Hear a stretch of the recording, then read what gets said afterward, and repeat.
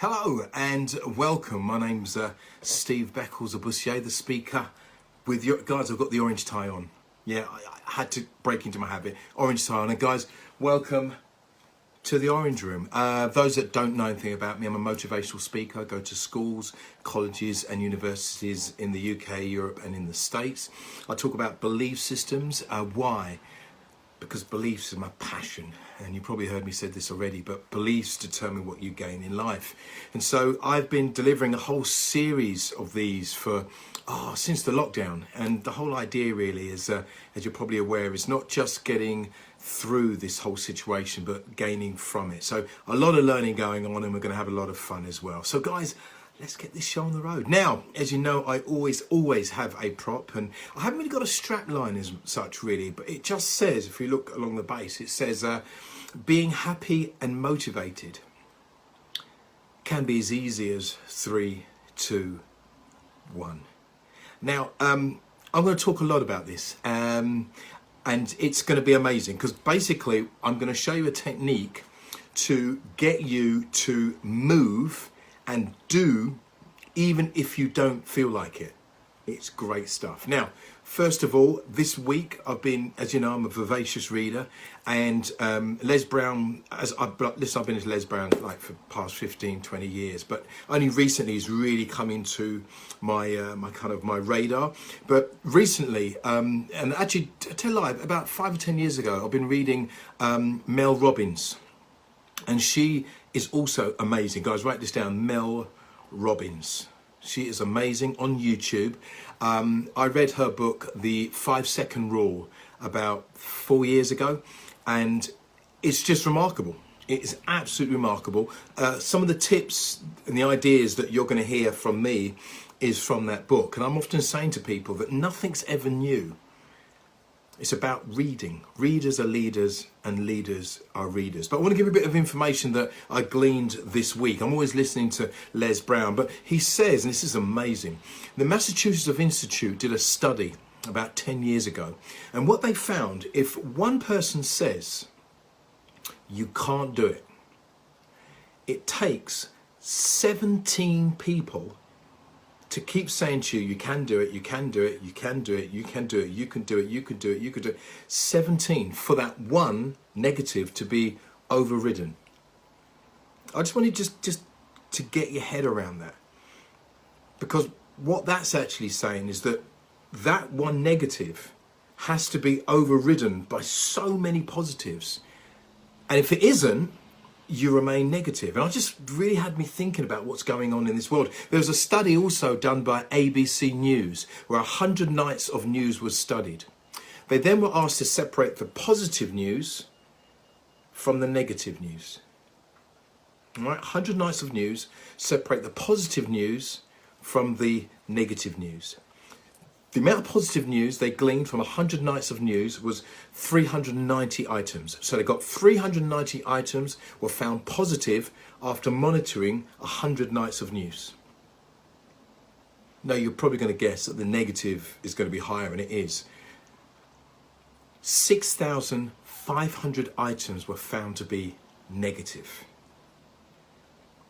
I just want to really open this all up to really get you realizing that we're really up against it. And every opportunity you can to glean positive stuff is so important. 390 against 6,500 negative.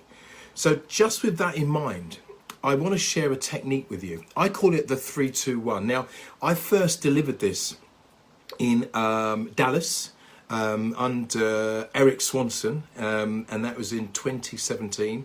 And then I delivered the same kind of keynote with Patricia Rogers in Atlanta, and it just went down a storm. So what I want to do is just share it with you. So like I said, a lot of the principles I have got from a book I read was the 5-second rule about 5 years ago, but it is amazing. First of all, let's give you the basics. First of all, in your brain, there's a part of your brain called the basal ganglia. All right, and it's about this big, and what it does, it takes care of your habitual behavior. All right, so you've heard me say many times when you're driving a car, you don't really think about it. What's being taken care of is all that driving by the basal ganglia. All right, so the basal ganglia, Google this, yeah, basal ganglia takes care of your subconscious thinking. So in other words, it does all the things you don't have to think about. All right, now I want you to think very carefully about what I've just explained there. The basal ganglia takes care of all of that. Now, when you have an instinctual thought where you say, do you know what? I'm going to go and do that. What happens in the brain is as follows. A window opens up and it stays open for about 3 seconds. Now that 3 seconds is for you to act. If you don't, basal ganglia then gets you to do routine, and then you end up saying, God, what's the point? I'm going to leave it. So the basal ganglia can be halted, but only for short periods of time. This is really important. And I think Einstein said, when instincts speak, move. That's where Nike gets his strapline from. Just do it.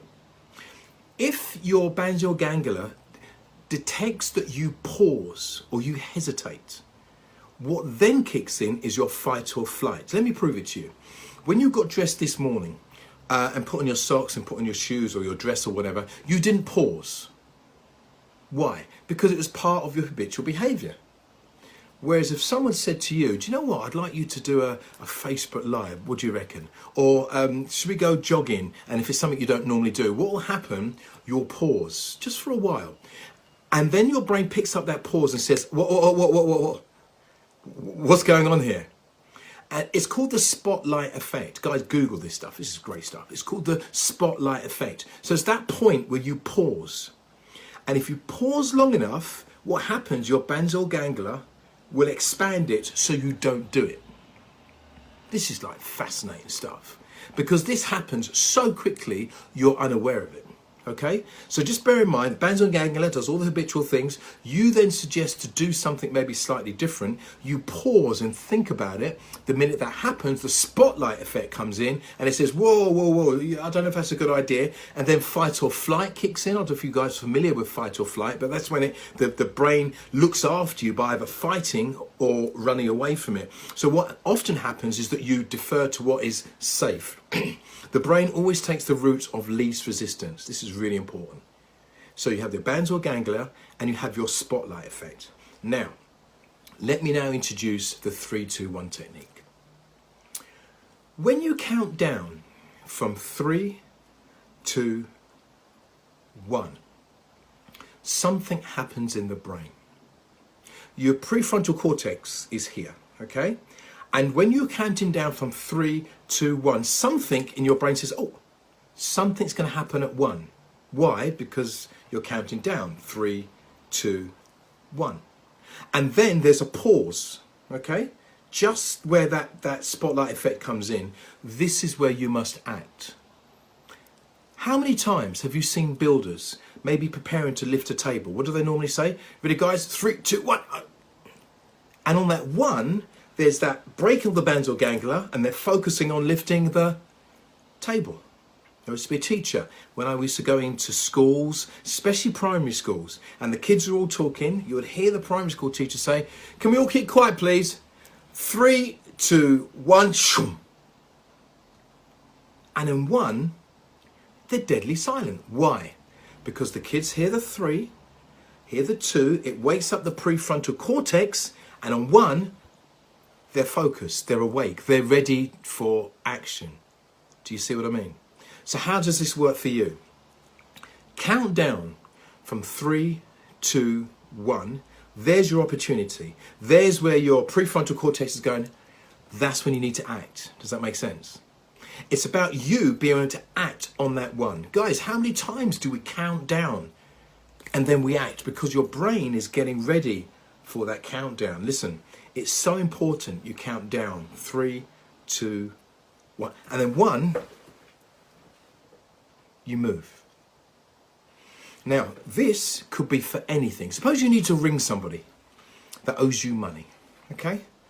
And you don't want to ring, you kind of hesitate and you're not quite sure. What you do is 3, 2, 1, pick the phone up, press dial. Do you see what I mean? Because what it's done, it's broken the spotlight effect. The spotlight effect, if that happens, would say, oh, no, don't ring them, don't ring. Oh, they'll pay back another time. Oh, it's to do with money, you don't want to, oh, it's family. Listen, The 3, 2, 1 will ensure that you take instant action. I've done this on so many things that I've been procrastinating over, and I've just counted down from 3, 2, 1, and then I act.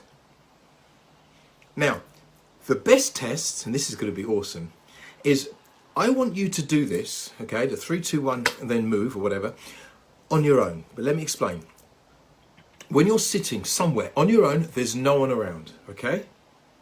I want you to count down from 3, 2, 1. And if you're sitting down, stand up for no reason.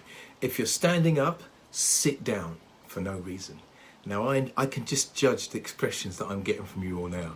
But listen, if you do it, what will you be proving to yourself?